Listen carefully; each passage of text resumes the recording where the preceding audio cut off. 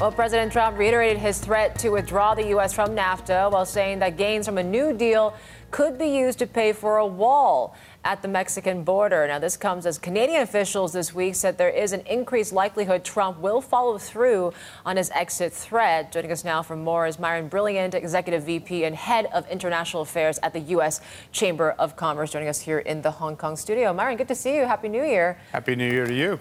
Just kicking off with NAFTA real quick. I mean, the U.S. Chamber of Commerce has pledged to fight like hell to save this deal. Are you more or less confident now that this is going to stick, or is President Trump really going to scrap this?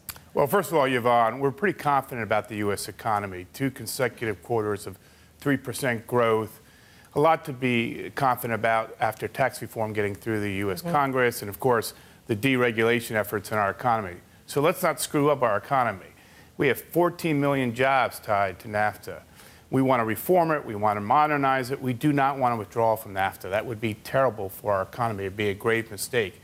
We've been very clear to the president and to his negotiating team that let's improve it. Let's find ways to deal with some of the issues that the administration wants to address.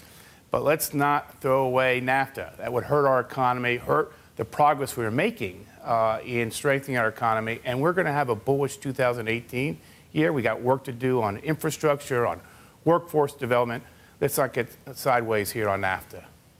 What are the implications if we do see a retreat and President Trump withdrawing from this deal? I mean, without free trade, countries are pretty much in their free reign now to enact their own international tariffs. Could we see some type of trade tensions elevated? We could see actually more imports and being slapped, or exports, I should say, being slapped with tariffs. Well, there are many concerns. First of all, in the case of NAFTA, if we withdraw, if we actually take that step, and I'm not sure we're going to go that far, but if we were, certainly it would hurt our ag exporters to Mexico and Canada. It would hurt our manufacturers. It would hurt our auto companies. This would be a terrible thing for the U.S. economy. It would not only hurt business, it would hurt our workers. Who loses out the most, though?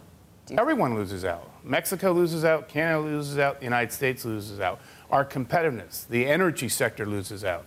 So there's a lot riding on getting this right. Yeah. But economic nationalism or populism is on the rise around the world, and we have to address it in markets like China and elsewhere, where we're seeing unfair competition, where we're seeing market access limitations. So there are areas that the Trump administration should be focusing on. Withdrawing from NAFTA is not where they should be. Could this be a bellwether of how the Trump administration approaches their trade policies? I'm talking about with China as well. I mean, you just came back from Beijing with a delegation there. What's the response been so far? Well, we should not compare NAFTA to what the Trump administration is doing with China. China for 5 to 7 years has been slowing down their market liberalization efforts. We've not seen progress in China in ways that have really hurt competition, whether it's dealing with the tech industry, whether it's dealing with medical devices or electric payments. Many areas of their economy have been closed off to U.S. companies, not just U.S. companies. As you know, French President Emmanuel Macron was just in China talking about reciprocity and fairness. So what we want out of China is for them to adopt a global system that is open to trade and investment from all over the world, not just from the United States. So I think the Trump administration is doing the right thing by pressing China and saying that we're not just going to have dialogue. We've got to have concrete, tangible actions.